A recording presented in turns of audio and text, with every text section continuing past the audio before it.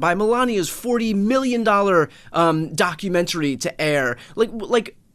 We see constant examples of these people kind of already recognizing the power that Trump is going to have. And so instead of offering even an ounce of pushback, it's the polar opposite. It is heaping goodwill onto him in advance of him even taking office, knowing full well that that I guess they would rather be in his good graces than put up anything even resembling a fight. And again, maybe this is me being Pollyanna about this and thinking that the fight is going to matter for anything, but does that factor into your thinking at all? Like the virtue of at least forcing Trump to do the bad thing as opposed to just giving him an easy out by doing it in advance of him even taking office? Yeah, Brian, it's a valid point. Look, I'm a big believer in Professor Timothy Snyder's book on tyranny, where, one of the main rules when you encounter a tyrant, an aspiring dictator, is don't obey in advance. I don't see, and I can see the criticism of a Jack Smith. Well, why don't you just stick it out and be fired?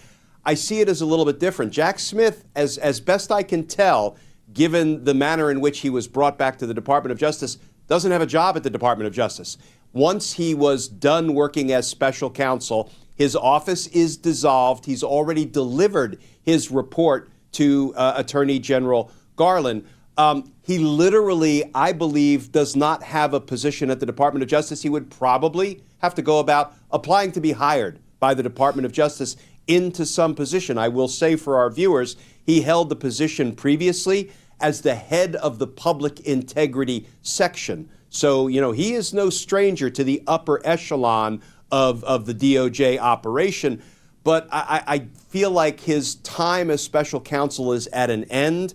So he's not so much quitting something, but what he was doing is at an end, and he would probably have to affirmatively apply to the Department of Justice to find some other position there. Right. No, that makes sense. And then I guess in the aftermath of this chapter, of this era, do you look back and, obviously Jack Smith did what he could in the little bit of time that he could do it, but you look back at somebody like Merrick Garland, how do you think history is going to view Merrick Garland in the aftermath of this administration, knowing that we didn't even see Jack Smith appointed until years after the events of January 6th actually concluded, thereby effectively making it impossible for Jack Smith to even get Donald Trump in a courtroom before he would ultimately be elected president of the United States again? I think, decades ago, history will write that Merrick Garland was a fine prosecutor. In fact, at my former office, the D.C. United States Attorney's Office prosecuted some very charged cases, charged not only on the facts and the law, but on the atmospherics, like he headed up the prosecution of then Mayor Marion Barry.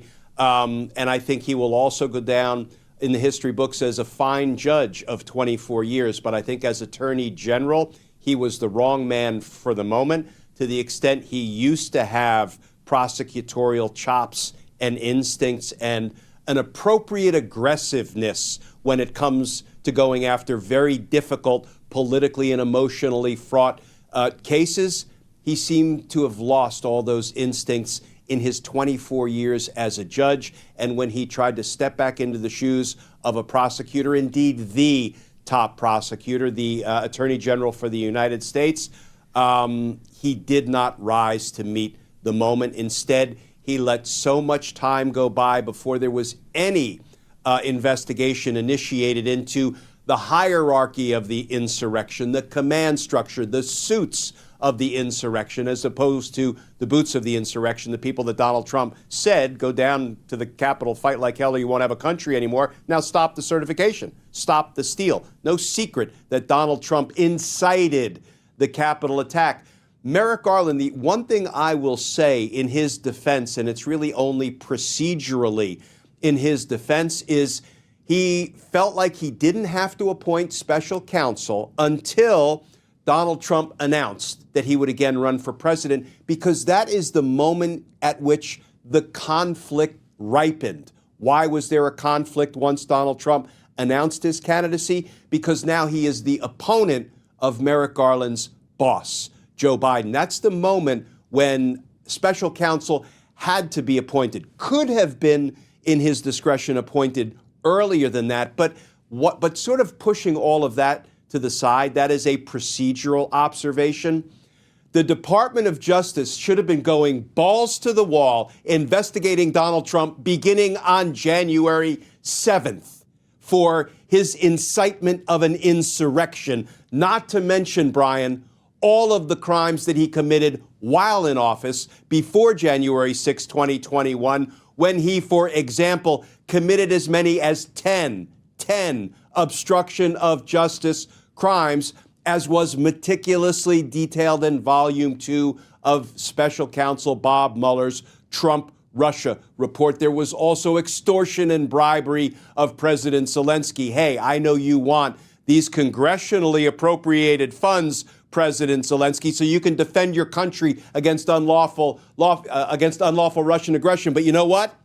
I need a favor, though. I need you to falsely announce that you're investigating my political opponent, Joe Biden. Brian, that is extortion and bribery that a novice prosecutor could prove in their sleep. And so many other offenses that went unaddressed by Merrick Garland and his Department of Justice, even long before the moment came when special counsel had to be appointed.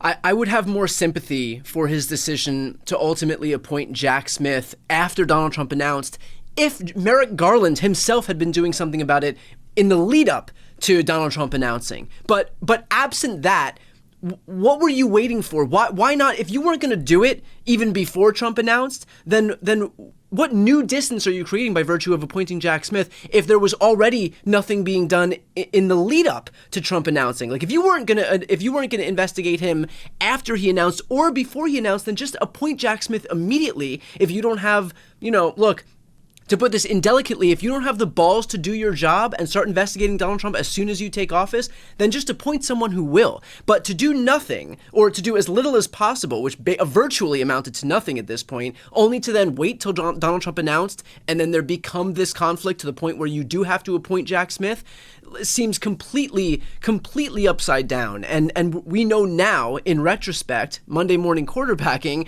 that ultimately it was the wrong decision because Jack Smith then wouldn't have had enough time to actually see this case through until the end. And he didn't. And now we're at the point where even after stealing classified documents, violating the Espionage Act, and seeking to overturn a free and fair election to try and install himself the winner, none of that was able to actually have its day in court by virtue of the amount of time that was squandered, worrying more about the optics of politicization. And the irony of all of that, Glenn, is that nobody on the right views this DOJ as not being weaponized. And so all of that waiting that you thought was going to buy you some goodwill, at the end of the day amounted to nothing, because all of these people still spent the entirety of Joe Biden's presidency claiming that the Department of Justice was weaponized against Donald Trump. And so these people bent over backwards to try and buy themselves some goodwill. Republicans, regardless, continued to attack these people as if they had been investigating Trump all along. And so let that be a lesson to Democrats moving forward, that trying to confer goodwill onto Republicans in hopes that it will be reciprocated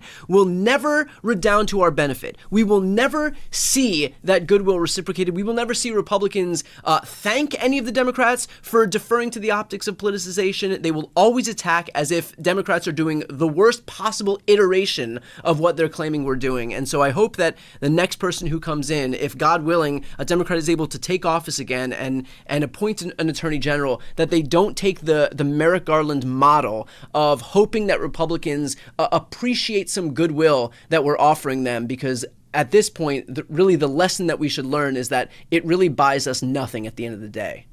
Yeah, Brian, I don't think there is any disputing the fact that we are about to suffer a second Donald Trump administration due to the failure of the institutions of government, primarily the FBI and the Department of Justice. Their inaction, their timidity, their fear of criticism as doing something that was born of politics and not born of enforcing the rule of law. For gosh sakes, when somebody who loses a presidential election incites an attack on the U.S. Capitol to try to unlawfully retain the power of the presidency, and as you say, just weeks later, steals classified information for we still don't know what reason. obstructs justice,